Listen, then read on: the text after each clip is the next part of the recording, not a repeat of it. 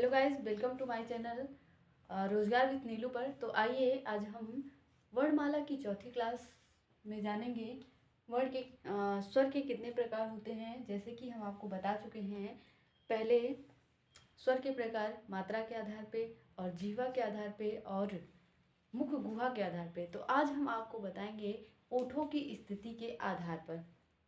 तो आइए देखते हैं ओठों की स्थिति के आधार पे।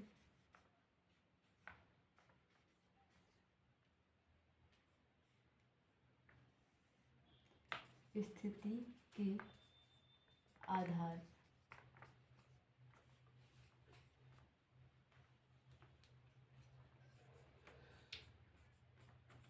स्वरों का वर्गीकरण।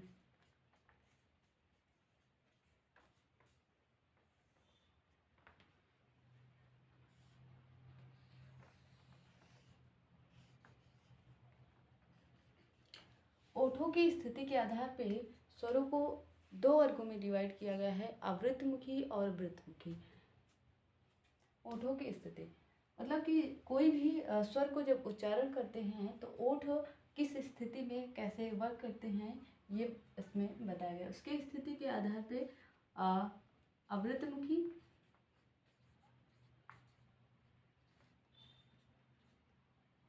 आवृतमुखी स्वर और वृत्तमुखी स्वर। क्या होगा? वृत्तमुखी स्वर।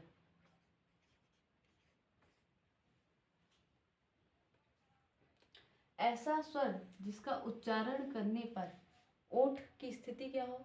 ओठ गोलाकार नहीं होते हैं, उसे हम क्या कहते हैं? आवृतमुखी। आवृत आ का मतलब ही होता है यहाँ पे आवृतमुखी मतलब कि नहीं होते हैं, गोलाकार नहीं होते हैं। और वृत्तमुखी का मतलब होता है ऐसा स्वर जिसका उच्चारण करने पर या प्रोनाउंसिएशन करने पर ओठ, मुख नहीं, ओठ की जो स्थिति है ओठ वो गोलाकार हो जाता है, वृत्तनुमा हो जाता है। तो आइए देखते हैं वृत्तमुखी। इसको पढ़ते हैं वृत्तमुखी। ऐसा स्वर जिसका उच्चारण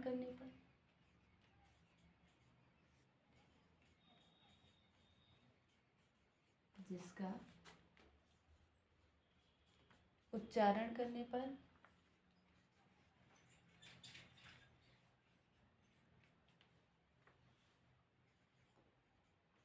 ओठ गोलाकार या गोल आकार ना, गोलाकार नहीं होते हैं, उसे आवृतमुखी स्वर कहते हैं। उसे आवृतमुखी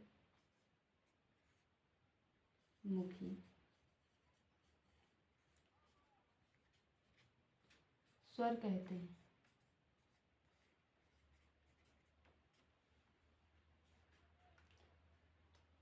इसके एग्जाम्पल क्या हो सकते हैं? आवृतमुखी स्वर लघु आ, दीर्घ आ,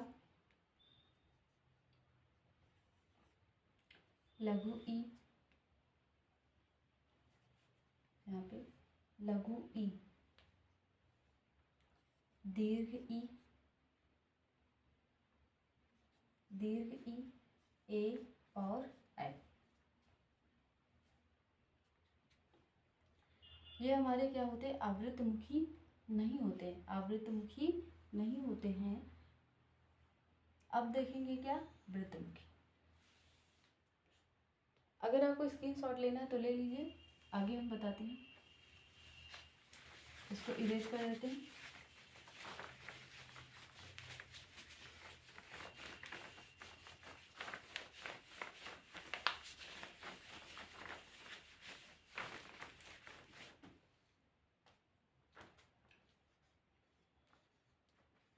वृत्तमुखी स्वर क्या है? वृत्तमुखी स्वर।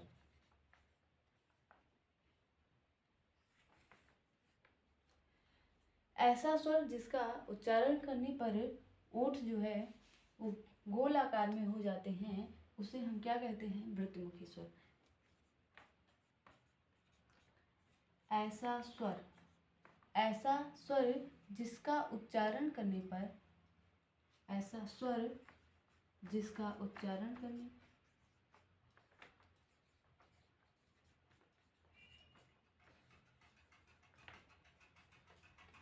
पर ओठ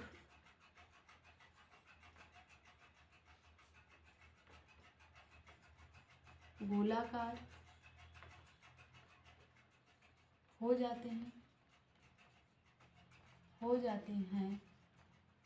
उसे गोलाकार हो जाते हैं, उसे हम वृत्तमुखी स्वर कहते हैं। उसे हम वृत्तमुखी स्वर कहते हैं।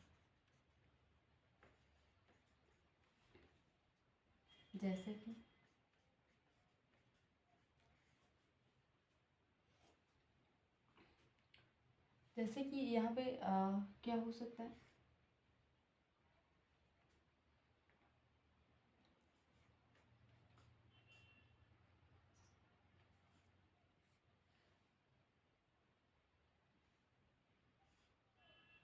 ओ, औ,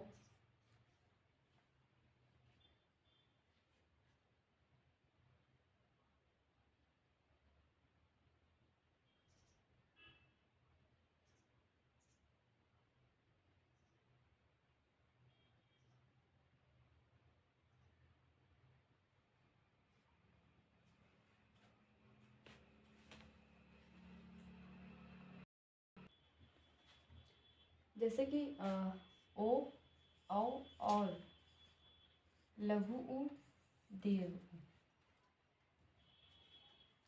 तो ये हमारे ओठ की स्थिति के आधार पे दो प्रकार के होते हैं, वृत्तमुखी और अवृत्तमुखी। अब हम देखेंगे हवा के नाक व मुंह दोनों के निकलने के आधार पे स्वर के प्रकार। तब तक इसको क्या करते हैं? इरेज कर देते हैं।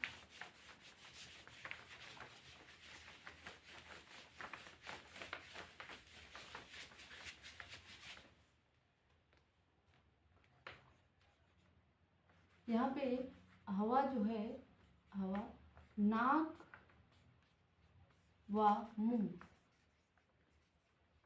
दोनों, नाक व मुंह से दोनों मुंह से निकलने के आधार पे हवा के, यहाँ पे हवा के नाक व मुंह से निकलने के आधार पर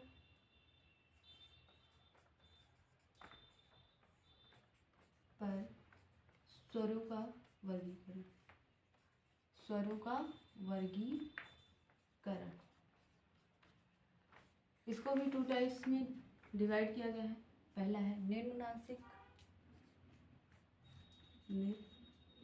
निम्नांशिक या इसे मौखिक स्वर भी कहते हैं, मौखिक स्वर। और यहाँ पे अनुनासिक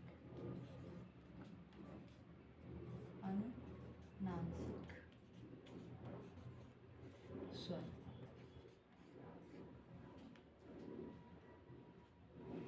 निम्नांशिक स्वर में ऐसा स्वर जिसका उच्चारण क्या होता है? सिर्फ और सिर्फ मुंह से होता है, जैसे कि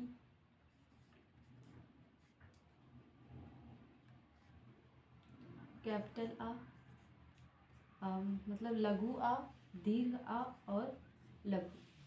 और अनुनासिक स्वर ऐसा स्वर होता है जिसका उच्चारण करने पर हवा जो है मुंह और नाक दोनों से निकलती है, उसे हम कहते हैं अनुनासिक स्वर। जैसे कि लघु आ, इसमें चंद्रबिंदी, और दीर्घ आ, इसमें चंद्रबिंदी, और लघु ई, इसमें भी चंद्रबिंदी। फिर उसके बाद स्वर जो है, स्वर का प्रकार घोषत्व के आधार पे और प्राणत्व के आधार पे। दो बचे हुए हैं, उससे हम यही खत्म कर देते हैं। घोषत्व के आधार पे और प्राणत्व के आधार पे। घोषत्व के आधार पे, घोषत्व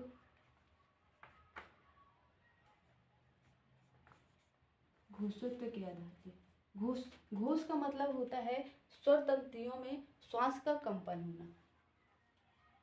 घोषत्व के आधार पर घोष का मतलब होता है स्वर तंत्रियों में श्वास का कंपन होना, उसे हम कहते हैं सघोष।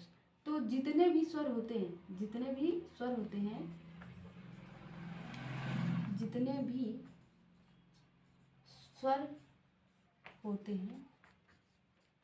वे सघोष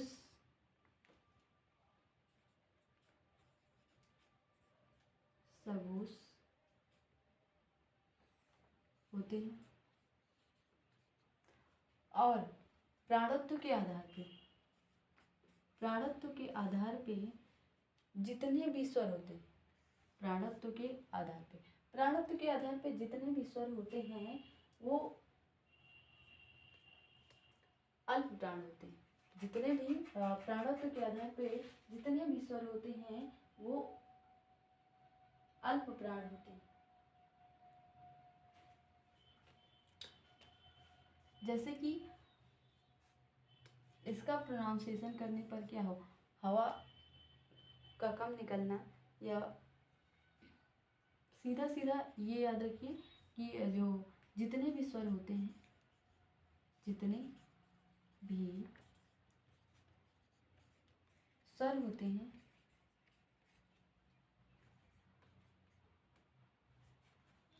वो सभी अल्प प्राण होते हैं।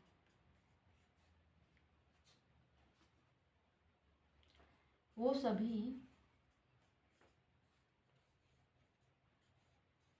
अल्प प्राण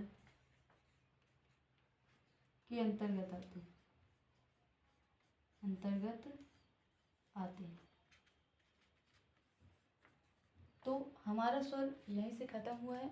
अब हम नेक्स्ट वीडियो में व्यंजन जानेंगे, व्यंजन कितने होते हैं, उसके कितने टाइप्स होते हैं। अगर वीडियो पसंद आई है तो चैनल को सब्सक्राइब और वीडियो को लाइक करें। अब हम आपको नेक्स्ट वीडियो में बताएंगे और आपसे नेक्स्ट वीडियो में मिलेंगे। तब तक के लिए जय हिंद, जय भारत।